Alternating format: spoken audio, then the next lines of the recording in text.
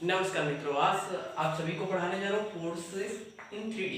तो इसमें देखने वाले हैं कि एक रिजिड बॉडी में दिए गए बिंदु पर संपूर्ण क्रियाशील बलों का परिमाण कितना आता है और बल युग्म का आघूर्ण कितना आता है। ठीक है, तो सबसे पहले तो मान लेते हैं कि संपूर्ण रिजिड बॉडी में बहुत सारे बिंदु है P1 P2 P3 P4। ठीक है, उसके निर्देशांक हो जाएंगे x1 y1 z1 x2 y2 z2।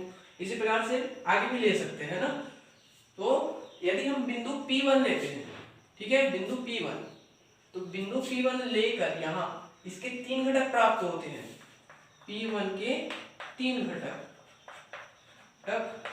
बल, ठीक है, x1 y1 और z1। ठीक है, अब ये देखिए, अब इसमें निर्देशांक को कैसे निर्धारित करेंगे। यहाँ से तो पता चल रहा है कि P1 x1 y1 और ये z1 है। ठीक है, अब यहाँ से इसको डिफाइन करने के लिए नीचे की ओर ऐसे रेखा बढ़ाते हैं। ठीक है, z अक्ष के अनुदिश। ठीक है, अब क्या खींच लेते हैं, इसको M1 नाम दे दीजिए। ठीक है, M1 नाम देकर, ठीक है, आप खींचना M1 N1 लंब O X खींच दीजिए, ये ऐसा। ठीक है, तो यहाँ पास आ जाएगा N1 बिंदु। ठीक है, अब इस दूरी तक, ठीक है, इस दूरी तक ऐसे लकीर को आगे बढ़ा दीजिए। मतलब अब आपको खींचना है O1 N1 लंब O X। ठीक है, ये होगा जेड के अनुदिश।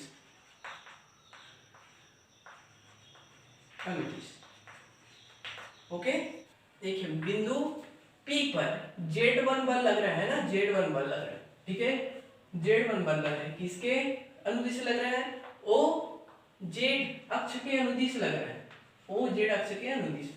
अब एक बल युग्म आघूर्ण लग रहा है, देखिए ये जेड अक्ष के अनुदिश तो बल युग्म आघूर्ण नहीं लगेगा। ठीक है, उसके जो बाकी जो अक्ष है उसके सापेक्ष बल युग्म आघूर्ण लगेंगे। ठीक है, उसके लंबवत अक्ष के सापेक्ष, सब ध्यान रखना।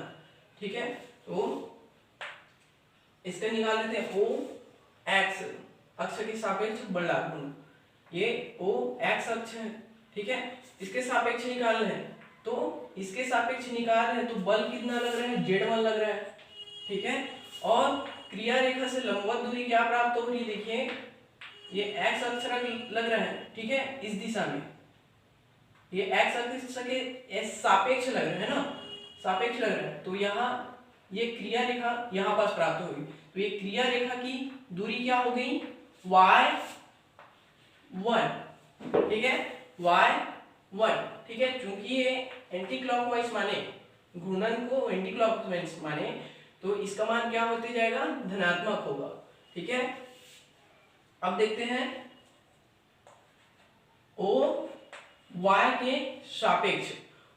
सापेक्ष बल कितना लग रहा है? बल लग रहा है Z1 लग रहा है। ठीक है, साथ ही इसकी जो दूरी है, देखिए यहाँ OY के सापेक्ष जो बल लग रहा है, ठीक है, तो ये Z अक्ष जो है, Z अक्ष x अक्ष के क्लॉकवाइज जा रहा है, मतलब ये इसके क्रियाशील के लंबवत दूरी x1 है, वो इसका मान क्या आएगा? ऋणात्मक मान आएगा। ठीक है, ये x1 है। तो इसमें देखिए जो Z1 जो बल लग रहा है, Z1 बल वो x के सापेक्ष लग रहा है। देखिए ओ Z1 बल ओ x के सापेक्ष लग रहा है। तो ये देखिए ये क्या किस दिशा में जा रहा है? ये x अक्ष है, o x अक्ष, और z जो है इस दिशा में लग रहा है ना।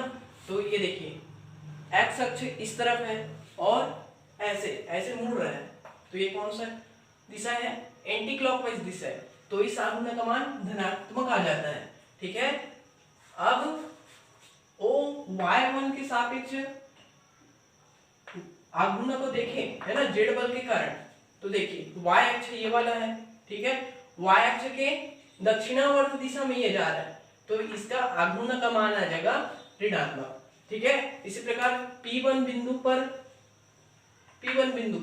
x1 बल लग रहा है, वो x अक्ष के सापेक्ष, ठीक है। अब इस x1 बल के कारण O x अक्ष के सापेक्ष बल आघूर्ण निकालना है, ठीक है। O y, ठीक है, O y किस बल के कारण है? x बल के कारण, ठीक है, x1 बल के कारण। तो देखिए x1 बल इस तरफ है और ये इसका अक्ष O y अक्ष के सापेक्ष निकालना है ना, तो ये बल किस दिशा में जा रही है? एंटी क्लॉकवाइज दिशा में, ठीक है। ये y है, y अक्ष है, ठीक है, और जो बल है इस दिशा में है ना x1, ठीक है, तो ये एंटी क्लॉकवाइज इस तरफ जा रही है ना, तो इसका मान जो है धनात्मक आएगा। और जो बल का मान है, बल ये हो गया बल गुणा इसकी क्रियाशील रेखा की से लंबवत दूरी हो जाएगी। देखिए OY दिशा से है ना, ये x जा रहा है, तो इसकी क्रिया रेखा से दूरी ये P बिंदु है, ठीक है, P बिंदु से दूरी जो हो जाएगी वो O हो जाएगी Z1, ठीक है, Z1 हो जाएगी। अब OZ के सापेक्ष देखते हैं, ठीक है, OZ के सापेक्ष,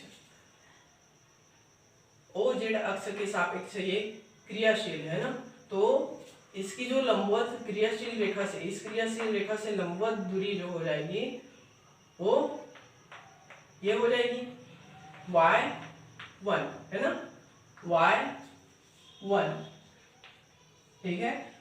और साथ ही साथ इसका चिन्ह देखिए, जो x1 बल है इस तरफ है, x1 बल इस तरफ है ना, और जो अक्ष है इस तरफ है OZ अक्ष। तो ये देखिए ये जो बल है x1 ये क्लॉकवाइज जा रही है, इसलिए इस आघूर्ण का मान हो जाएगा ऋणात्मक। ओके, अब देखते P1 बिंदु पर y1 बल लग रहा है ना, y1 बल लग रहा है OY के अनुदिश लग रहा है। अब इसको इजीली निकाल सकते हैं, तो इसको किसके सापेक्ष निकाल लेते हैं? OZ अक्ष के सापेक्ष और OX अक्ष के सापेक्ष, ठीक है। तो यहाँ आ जाएगा बल का मान तो एक ही आएगा y1, ठीक है, इसका मान जो है धनात्मक आएगा x1 और इसका मान ऋणात्मक Z1, ठीक है। अब देखते हैं P1 बिंदु पर क्रियाशील तीन बल है, x1, y1, z1, तीन बल काम कर रहे हैं, लेकिन तीन बल आघूर्ण OX के सापेक्ष, देखिए OX के सापेक्ष यहाँ एक बल आघूर्ण काम कर रहा है और OX के सापेक्ष यहाँ, ठीक है, दो बल क्रियाशील, इसको ना सम करके लिख देते हैं, यहाँ सम करके लिख लेते हैं, ये OX के है ना और यहाँ पास, ठीक है, इसको सम करके लिख देते, क्या आता है y1 z1 minus z1 capital y1, है ना, ये ध्यान देना, ये कैपिटल z1 है, कैपिटल y1 है, ठीक है। अब यहाँ देखिए कौन से अक्षर OY, यहाँ OY और यहाँ OY, ठीक है, सम करके लिख दीजिए, small z1 capital x1 minus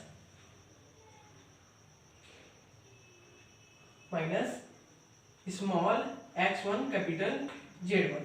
अब OZ के सापेक्ष देखिए, OZ के सापेक्ष ये वाला है, ठीक है, तो small x1 capital y1 minus small y1 capital z1, ये निकल गया केवल P1 बिंदु के कारण बल और बल आघूर्ण।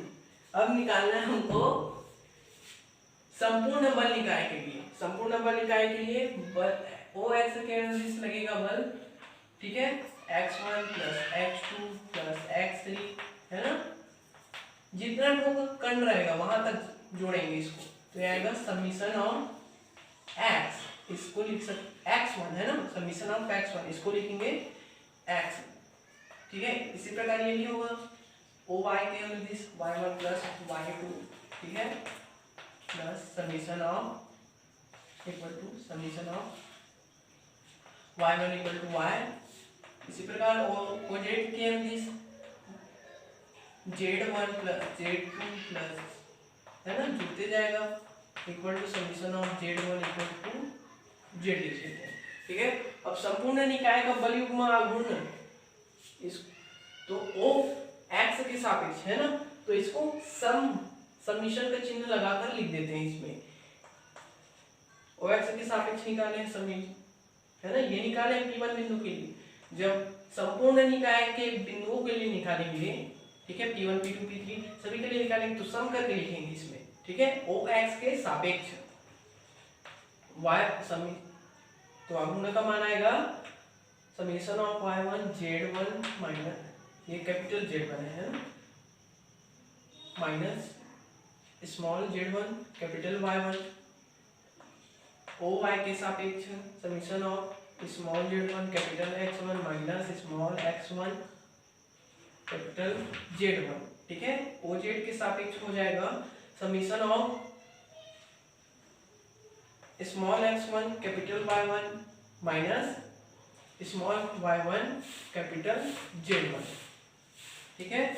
अब यदि ओ बिंदु पर एकक बल R क्रियाशील हो, R बल क्रियाशील हो, है ना, एकक बल मतलब जो तीनों जो बल है x y और z है सभी बिंदुओं के लिए सम करके लिखे, उसके लिए एकक बल R हो तो इसको लिख सकते हैं R square equal to X square plus Y square plus Z square, ठीक है।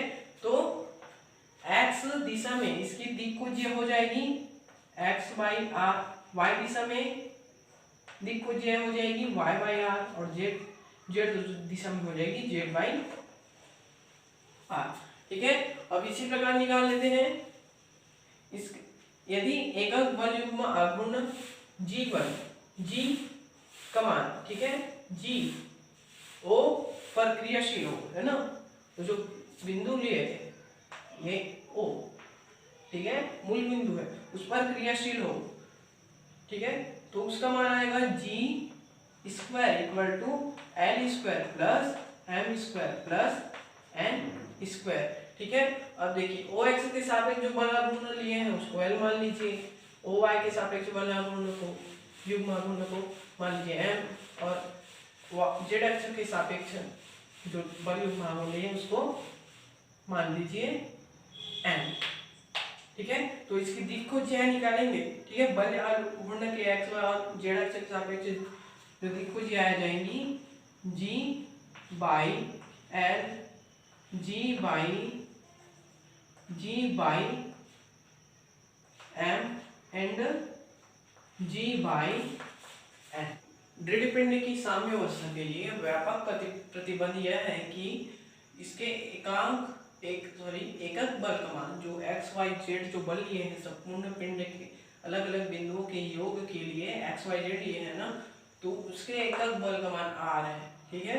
तो इसका मान होना चाहिए 0, ठीक है। साथ ही साथ एकक बल युग्म आघूर्ण का मान भी होना चाहिए 0, G इक्वल टू 0, ठीक है।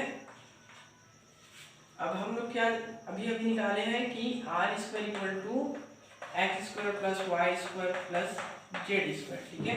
यदि इसका मान 0 है, ठीक है, R का मान क्या लिए यहाँ 0 लिए है ना, तो ये एक्स स्क्वायर ले सकते हैं plus Y square plus Z square, ठीक है। तो इन प्रत्येक को हम 0 के बराबर ले सकते हैं, ठीक है, y equal to 0, z equal to 0, ठीक है। क्योंकि देखिए x अक्ष है, सभी यदि बाह्य बल न लगाया जाए किसी पिंड पर, ठीक है, तो ये x जो x दिशा में जो बल है उसके सम 0 हो जाएंगे। उसी प्रकार y दिशा में जो संपूर्ण बल लग रहा है वो भी 0, z दिशा में संपूर्ण बल लग रहा है वो भी 0 हो जाएंगे, ठीक है। अब यहाँ तथा ये लिख सकते हैं Z square equal to L square plus M square plus N square, ठीक है। तो यहाँ पर जीरो ले लिए हैं, ठीक है, कंडीशन अप्लाई की है, तो यहाँ N square plus M square plus N square, ठीक है। तो यहाँ क्या ले सकते हैं, N equal to zero, M equal to zero and N equal to zero.